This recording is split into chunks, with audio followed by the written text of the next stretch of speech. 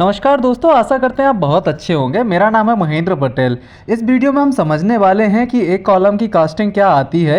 अगर एक भवन बनाने वाले हैं तो आप उसमें बहुत सारे कॉलम बनाने पड़ते हैं, तो पर कॉलम की कॉस्ट क्या आती है। साथ ही साथ इस वीडियो में हम समझेंगे कि labour cost plus material cost दोनों को मिलाकर हमारा प्रत्येक कॉलम का चार्ज क्या आने वाला है। इस हिसाब से आप अपने जितने भी आपके कॉलम आने वाले हैं उसमें उतना मल्टीप्लाई करके, जैसे मान लीजिए 1000 स्क्वायर फीट पर 15 कॉलम आते हैं, तो आप जो भी अपनी एक कॉलम का खर्च निकल के आ रहा है उसमें 15 का गुणा करके आप उसका 1000 स्क्वायर फीट के कॉलम का खर्च निकाल सकते हैं।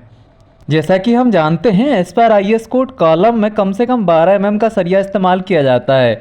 मतलब जो इसमें हम सरिया प्रोवाइड करने वाले हैं, जो मैन बायर इस्तेमाल करने वाले हैं, वो कम से कम 12 mm के होने चाहिए। चलिए देखते हैं एक कॉलम में टोटल खर्च कितना आता है। सबसे पहले कॉलम बनाने के लिए हमें गड्ढे की खुदाई करनी पड़ती है। गड्ढे की खुदाई 4.5 बाई 4.5 फीट की रखी गई है। साथ ही साथ गहराई 5 फीट की रखनी पड़ती है। दोस्तों, इस वीडियो में हम 9 बाई 12 का कॉलम यूज़ करने वाले हैं, जिसमें 9 इंच बाई 12 इंच का अपना कॉलम रहेगा। कॉलम की लंबाई 12 फीट है। अब आप बोलेंगे 12 फीट लंबाई क्यों होगी? क्योंकि सबसे पहले हम गड्ढे की खुदाई 5 फीट गहराई कर रहे हैं, तो 5 फीट तो चला जाएगा अंदर, है ना। उसके बाद 5 फीट के बाद बचा अब अपना 7 फीट, तो 7 फीट अपना प्लिंथ लेवल तक अपना उसमें 3 फीट चला जाएगा, हो जाएगा 8 फीट। अब 4 फीट ये ऊपर निकल के आएगा, जो कि आपकी प्लिंथ लेवल के ऊपर रहेगा, जिसमें आप दूसरा कॉलम आसानी से जोड़ पाएंगे। साथ ही साथ कॉलम की छल्ले की दूरी भी बताई गई है, जो कि 8 इंच है। और जैसा कि हम जानते हैं कि गड्ढे की खुदाई का खर्चा 500 रुपये आता है। अगर एक कोई लेबर होता है दिन भर में 4.5 बाई 4.5 का कोई गड्ढा 5 फीट गहरा खोदता है, तो वो दिन भर की लेबर 500 रुपये उसमें दिन भर की वो मजदूरी मांगता है। हो सकता है आपके यहाँ या 450 हो या 400 हो, तो ये थोड़ा सा वेरी कर सकता है। आप अपने क्षेत्र की लेबर की गड्ढे की खुदाई से आप ऐसे मान सकते हैं। कॉलम बनाने का सबसे पहला स्टेप होता है, कॉलम में हम बेस डालते हैं, जिसमें हम 40 mm की गिट्टी यूज़ करके एक मतलब M5 या M7.5 का इसमें हम अपना एक मसाला डाल देते हैं, जिससे अपना एक फ्लोर बन के तैयार हो जाता है। उसके पश्चात उस पर आप जैसा वीडियो में देख पा रहे हैं, इस प्रकार से सरिये बिछाए जाते हैं। थोड़ा सा कैलकुलेशन देख लेते हैं। बेस में दिए जाने वाले सरिये की साइज़ हमें 10 mm दी हुई है। इसमें हम नीचे 10 mm का सरिया बिछाते हैं। साथ ही साथ सरिये की लंबाई हम 5 फीट की काटते हैं। अब आप जब बोलेंगे कि 4.5 फीट का तो आपने गड्ढा ही खोदा है, 5 फीट का सरिया आप कहाँ लगा देंगे? देखिए इसमें क्या होता है, 4.5 फीट के गड्ढे में भी सिर्फ हम 4 फीट में सरिया बिछाने वाले हैं, बाकी 3-3 इंच दोनों तरफ छोड़ देंगे। इसमें क्या होता है, 5 फीट के सरिया इसलिए काटे हैं क्योंकि 6 इंच इस तरफ मोड़ते हैं और 6 इंच दूसरे एंड पर मोड़ते हैं। ये अंदर की तरफ मोड़े जाते हैं, जिससे मटेरियल की अच्छे से आप उसमें रेस्ट कर पाए। साथ ही साथ इसमें स्पेसिंग हमने 8 इंच मानी है, अतः एक साइड में कुल सरिये की लंबाई जो टोटल सरिया लगने वाला है 4 × 12/8। 4 × 12 का मतलब है, हमने इसको जो 4 फीट था इसको हमने इंच में कन्वर्ट कर लिया और डिवाइडेड बाय 8 कर दिया, मतलब 8 इंच को मैं डिवाइड कर दिया, तो अपना टोटल निकल के आया नंबर ऑफ सरिया 6। अब दोनों तरफ बिछा रहे हैं, ऐसे भी बिछा रहे हैं मतलब, और ऐसे में भी बिछा रहे हैं, दोनों तरफ में बिछा रहे हैं, तो 6 × 2 हो जाए मतलब 12। कुल सरिया कॉलम में हमें 12 मतलब 12 टुकड़े लगने वाले हैं, जो कि 5-5 फीट के रहेंगे। तो ये हम 12 × 5 कर लेते तो अपना 60 फीट निकल के आ जाता। तो एक कॉलम में बेस की कुल लंबाई अपनी 60 निकल के आ गई। मतलब जो बेस में जो हम सरिया बिछाने वाले हैं वो हमें टोटल 60 फीट लगेगा। इससे हम इसको हम मीटर में बदल लेते हैं, तो 60 × 0.348 इसमें हम मल्टीप्लाई कर देते तो अपना 18.28 मीटर निकल के आ जाता है। अब जैसा कि हम जानते हैं कि एक पर मीटर लेंथ हम निकाल सकते हैं, उसके लिए एक फॉर्मूला होता है 5²/162। यानी 5 मतलब जो हम सरिया यूज़ करने वाले उसका डाया क्या है।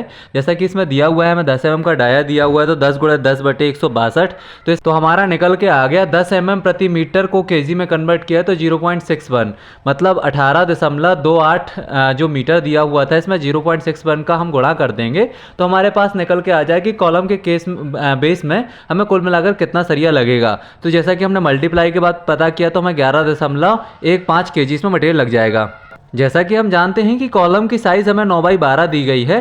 साथ ही साथ ये भी हम जानते हैं कि जो कॉलम सरिया यूज़ करने वाले हैं, कॉलम में जो सरिया यूज़ करने वाले हैं, जो मैन बार यूज़ करने वाले हैं, उनकी साइज़ 12 mm है। तो सबसे पहले हम 12 mm का हम कैलकुलेशन कर लेते हैं कि 12 mm सरिये के लिए हमें कितना वजन लगेगा। सबसे पहले हमें दिया हुआ है कि हमें कॉलम की हाइट 13 फीट है, 13 × 6 कर लेते हैं तो हमें यह 73 फीट निकल के आ जाती है। हमें सिर्फ फीट को मीटर में कन्वर्ट कर लेते हैं, तो 78 × 78 × 0.3048 इसमें मल्टीप्लाई कर लेते हैं तो हमारा ये निकल के आ जाता है 12 mm की सरिये की कुल लंबाई निकल के आ गई 23.77 मीटर। अब हम इसको प्रति मीटर केजी मतलब प्रति मीटर केजी में कन्वर्ट कर लेते हैं। तो ये हमें जैसा कि फॉर्मूले से हमें पता है 5² 162, तो ये अपना आ गया है प्रति मीटर केजी में अगर हम बात करें तो 0.89। हम इसको 23.77 से 0.89 का मल्टीप्लाई कर देते हैं तो हमारा यहाँ निकल के आ जाता है कि 12 mm सरिये में जो हमें कॉलम जो 12 mm का जो सरिया हमें लगने वाला है कॉलम में, उसकी टोटल वजन है 21.15। ये तो बात हो गई अपने 12 mm के कॉलम की। अब हम बात करते हैं जो हम स्ट्रप्स उसमें जो छल्ले प्रोवाइड कराने वाले हैं, 8 mm के छल्ले डालने वाले, चलिए उसके बारे में बात कर लेते हैं। जैसा कि हमें पता है कि छल्ले की स्पेसिंग 8 इंच की दी हुई है, तो सबसे पहले हम निकाल लेते हैं 12 डिवाइडेड बाय 8 यानी 12 फीट लंबा कॉलम और 12 इंच और डिवाइडेड बाय 8 यानी इसको इंच में कन्वर्ट कर लिया तो ये अपना टोटल निकल के आया 18। मतलब 18 छल्ले प्रोवाइड करने पड़ेंगे। एक छल्ले की लंबाई हम निकाल लेते हैं 9, जैसा कि हम जानते हैं कि 9 बाई 12 का कॉलम बनाने वाले हैं जिसमें हम रिंग बनाएंगे 9 बाई 7 के, है ना। तो इसमें हम प्लस कर लेते हैं 7 + 9 + 9 + 7 + 5। अब +5 किस लिए किया हुआ है? +5 इसलिए किया हुआ है क्योंकि हम इसको अंदर तरफ 135 डिग्री पर मूव भी कराने वाले हैं, यानी 135 डिग्री तक इसको अंदर मोड़ेंगे कॉलम के सरिये को, ताकि इंटरलॉकिंग बहुत अच्छे से हो सके। ठीक है, अब हम छल्ले वाली सरिये की लंबाई हमें टोटल 37 इंच निकल के आई है। इसको हम सबसे पहले फीट में कन्वर्ट कर लेते हैं, तो ये फीट में हो जाती है 3.08 फीट। अब इसको हम मीटर में कन्वर्ट कर लेते हैं। नहीं सॉरी, मीटर में कन्वर्ट करने के पहले हम इसका क्या करते हैं, नंबर ऑफ छल्लों से गुणा कर लेते हैं। जैसा कि अपने निकल के आया था कि 18 छल्ले निकल के आ रहे थे एक कॉलम में, तो 18 का इसमें गुणा कर लेते हैं। 18 × 3.08, तो अपना एक कॉलम में छल्ले की टोटल फिट हो गए 55.4। अब इसको हम सबसे पहले मीटर में बदल लेते हैं। ये अपना मीटर में निकल के 8 mm सरिये की कुल मीटर में लंबाई आ गई 16.89 मीटर। अब 8 mm प्रति मीटर का मतलब प्रति मीटर को केजी में कन्वर्ट कर लेते हैं। तो जैसा कि हम जानते हैं कि 5² 162 वाला फॉर्मूला लगा के इसमें हम निकालेंगे तो निकल के आ जाएगा 0.395। इसको हम 16.89 से गुणा कर लेते हैं तो 8 mm सरिये की हमारा टोटल वेट निकल के आ जाता है, जो कि आता है 6.67 kg। अब हम टोटल बात कर लेते हैं। हमें इसमें 3 प्रकार के सरिये लगे हुए हैं, 8 mm, 10 mm और 12 mm।